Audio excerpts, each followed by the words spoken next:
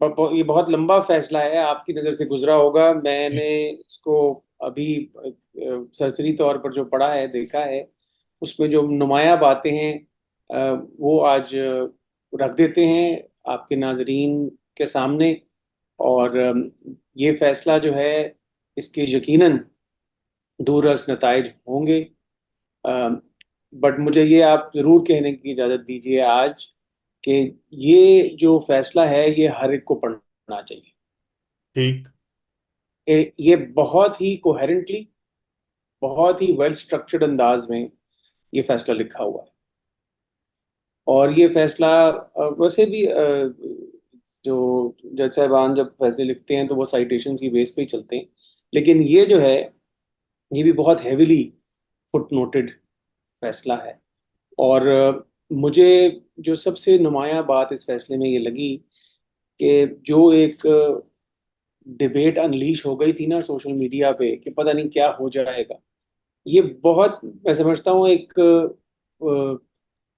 Measured तरीके से ये, जब आप इसको पढ़ते हैं ना, ये ओपिनियन प्रोसीड करता है। हम्म। लेकिन ये काफी चीजें हैं जो अ, इस अंदाज से कहता है जिससे काफी चीजों के ऊपर, हमारी इंटरप्रिटेशंस के ऊपर असर पड़ेगा। एक चीज जो, let me start in a different way. इस फैसले की सबसे नुमाया बात आपको पता है क्या है? मेरे ख्याल में ये ईसीपी की जो प्राइमेसी है ना, उसको तस्लीम करता है। आपको पता है ठीक। ये डिबेट कब से पाकिस्तान में चल रही है कि ईसीपी क्या कर सकता है, क्या नहीं कर सकता। हर कुछ अरसे बाद कोई फैसला आ जाता है, लेकिन जिस क्लैरिटी से ये फैसला इलेक्शन कमीशन की रिमिट को तस्लीम करता है, मेरे ख्याल में ये क्लैरिटी पहले नहीं देखी गई है। यहां तक कि इसमें यह कह दिया गया कि मुमासलत है, जो कि लिखा भी हुआ है कवानीन में और आइन में, कि जिस तरह कंप्लीट जस्टिस की पावर सुप्रीम कोर्ट की है, उस तरह की कंप्लीट जस्टिस की पावर इलेक्शन कमीशन की भी है, और हाई कोर्ट की नहीं है। तो इसलिए पेशावर हाई कोर्ट को क्या करना चाहिए था कि वो इस केस को वापस भेजता और ईसीपी से कहता कि तुम अपनी कंप्लीट जस्टिस वाली पावर्स को अख्तियार का इस्तेमाल करते हुए इसका आइन की, अब वो जिस इस्तेलाह जो आई है कि कॉन्स्टिट्यूशनल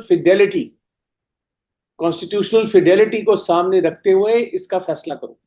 तो ये मैं समझता हूं कि इस सारे तनाजे में अब जब several years down the road जब भी ईसीपी का कोई झगड़ा आया करेगा अदालतों में, तो ईसीपी ये फैसला अपने हक में लहराएगा और कहेगा देखो ये मेरी पावर्स का सही डिस्क्रिप्शन करता है। तो ये बहुत इसमें एक बड़ी अहम बात है जो देखते हैं कि अब obviously ECP is not going to deny that it does not have these powers. तो देखते हैं कि आगे इसका क्या होगा। दूसरी चीज ये जो बहुत अहम कंक्लूड करता है, और ये मैं ब्रॉड पिक्चर आपको बता रहा हूँ कि जब हमने शॉर्ट ऑर्डर पढ़ा, और आपको याद है जब हमने लास्ट बात की तो मैंने आपसे कहा कि ये एम्पलीफिकेशन और एक्सप्लेनेशन का जो एक्सप्रेशन है ये इस्तेमाल होता है शॉर्ट ऑर्डर्स में।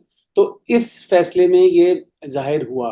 और कुछ पहलू इस फैसले के ऐसे हैं जो events after the date of order, short order, को भी कंसिडर लगता है कि किया गया है। फॉर एग्जांपल, जो एक्सप्लेनेशन आई है जैसे वान की तरफ से, उसको भी इसमें एड्रेस किया गया। और तो ये एक आप इसको एम्पलीफिकेशन ही कहेंगे कि एक्सप्लेनेशन ऑफ इवेंट तो नहीं है, क्योंकि it's a post decision thing. तो ठीक। ये भी इसमें एक नई एस्पेक्ट है। और ये इसलिए किया है अदालत ने, जो एक्सप्लेन किया है जज साहबान ने, कि सुप्रीम कोर्ट जो है ना वो तो अल्टीमेट कोर्ट है ना, उसने तो हाँ। कंप्लीट जस्टिस करनी है।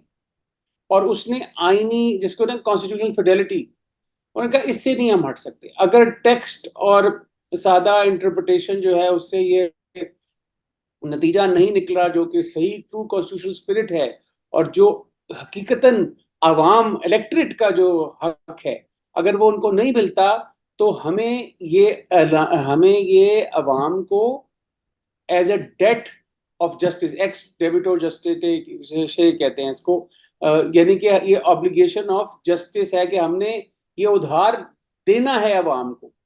तो राइट। ये फैसला ये कहता है कि हमने अवाम की आवाज का उतार दिया, बेसिकली ये कहता है।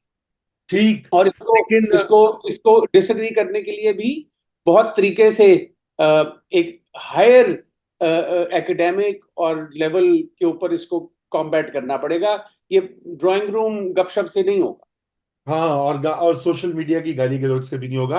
अच्छा हाँ, अहमद, इसमें जो पैराग्राफ्स आखिरी हैं मेरे ख्याल से 120 और 121, जिसमें कि उन्होंने हाँ, वो मैं आपको, वो बड़ा अपने खतरनाक ब्रदर वो है। जजेस के बारे में कहा है कि डजंट, ये जेब नहीं देता सुप्रीम कोर्ट के जजेस को, जस्टिस अमीनुद्दीन और जो जस्टिस दूसरे हैं। इसमें इसमें गुजारिश कुछ यूं है रजा, कि ऐसे फैसले मौजूद हैं सुप्रीम कोर्ट के जिसमें उन्होंने अ, गालिबन अपने से मातहत अदलिया के बारे में कोई इन्फ्लुएंसेस या चीजें तो ड्रॉ की हैं। शायद पास्ट एक आध केस में किसी के हवाले से भी तहरीरन कुछ इनडायरेक्टली बात कह दी हो, ये भी मुमकिन है कि सुप्रीम कोर्ट में ऐसा कोई निकल आए। लेकिन जिस अंदाज से आखिर में मायूसी का इजहार किया गया है, ये बहुत ही कंसर्निंग है, क्योंकि हाँ। आगे चलकर ये बड़ा मुश्किल है। बिकॉज देखिए, दिस इज, ये एक ही बेंच के अंदर बैठे हुए हैं ना उन्होंने, और बड़ी उन्होंने कहा कि ये सख्त अल्फाज है, मैं समझता हूँ। उन्होंने कहा कि ये इट डज नॉट बिहोव। तो ये तो जी। कंटेंट की बातें हैं, क्योंकि इसमें एक बड़ी अहम बात है आप कि सोशल मीडिया स्पेस पे ना सारे लोग जजेस को उनके फैसलों के ऊपर आर्टिकल 6 लगा देते हैं।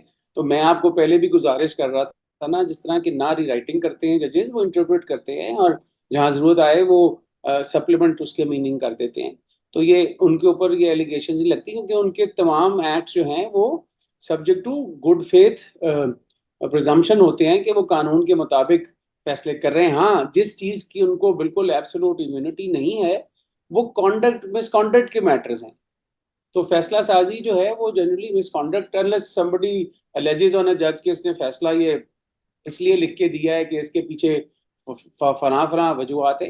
तो ये डिस्टिंक्शन बहुत ज़रूरी है करना कि फैसलों को जो प्रोटेक्शन है वो डिस्टिंक्ट है फ्रॉम उस प्रोटेक्शन को जो कि कॉन्डक्ट के हवाले से है। तो ये बहुत ही इस फैसले का एक सीरियस एस्पेक्ट है। और जो आपने दूसरा जिक्र किया था, हाँ, एक एक इसमें और आपने बात की तो एक पॉइंट मुझे और याद आ गया कि वो जो मैं कह रहा था ना कि जब उन्होंने कहा कि हम सारे तकरीबन 11 इकट्ठे चल रहे थे और फिर इख्तलाफ हुआ कि कैसे ये हक अदा करना है, तो उसमें उन्होंने कहा कि हम ये प्रोज्यूम नहीं कर सकते कि ये हम्म। लोग फ्री विल से पार्टियां ज्वाइन कर रहे थे। वो कह रहे हैं कि हमारे बाकी 5 जो ब्रदर जजेस हैं, उन्होंने गालिबन ये शायद अस्यूम किया कि इन्होंने फ्री विल से एसआईसी को ज्वाइन कर लिया या किसी और को ज्वाइन कर लिया। वो जो थे ना अल्फाज पिक्यूलियर सर्कमस्टांसेस, जिसके ऊपर शॉर्ट ऑर्डर में बहुत बहस हुई थी, तो वो जो पिक्यूलियर सर्कमस्टांसेस थे उसके ऊपर कोई बहुत बड़ा जिन नहीं निकला। वो उन्होंने सिर्फ ये बात की है कि हम ये प्रोज्यूम नहीं कर सकते जो हमारे पास रिकॉर्ड है उसकी रोशनी में कि फ्री विल मौजूद थी। अब नाउ दिस एक्चुअली ओपन्स एक कैन ऑफ वर्म्स। आपको याद होगा कि ड्यूरिंग द हियरिंग एक मुहावरा इस्तेमाल होता था गालिबन इस केस में, या अब इतने केसेस साथ साथ चल रहे होते हैं कि कई दफा गड़बड़ हो जाता है, मैं माजरत चाहता हूँ। लेकिन वो कहते थे ना कि nobody is talking the elephant in the room.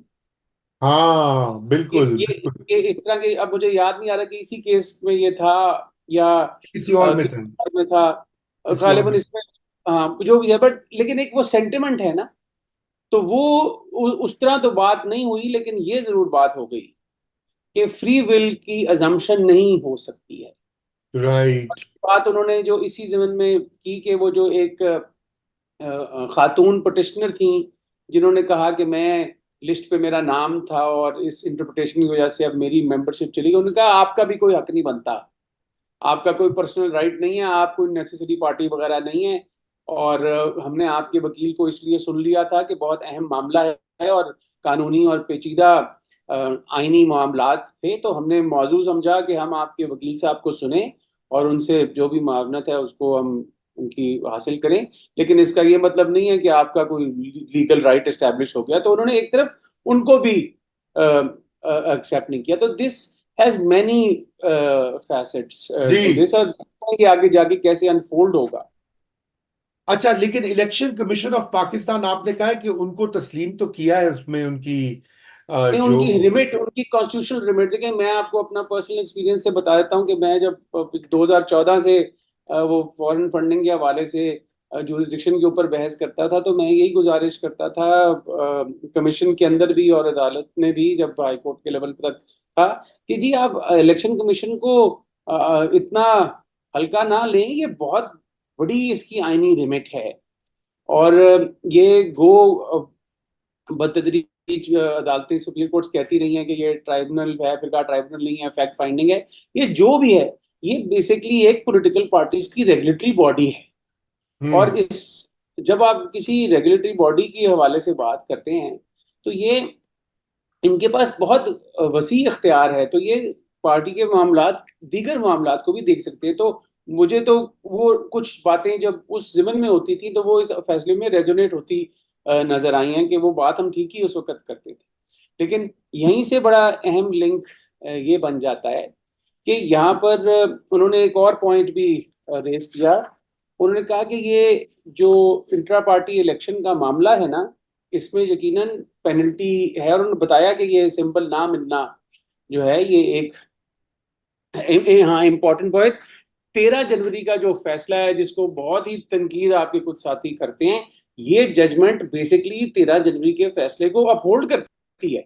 जो हम्म। सुनने में आ रहा था ना कि जी उसकी तो धज्जियां उड़ जाएंगी, 13 जनवरी के फैसले को अल्लाह जाने क्या हो जाएगा, इस फैसले ने तो 13 जनवरी के फैसले को अपहोल्ड किया। बट ये जरूर कहा कि वो फैसला दुरुस्त है, लेकिन बेहतर ये होता कि अगर उस फैसले में ये वजाहत कर दी जाती कि भाई ये महदूद इसका असर है, ये सिंबल की हद तक है,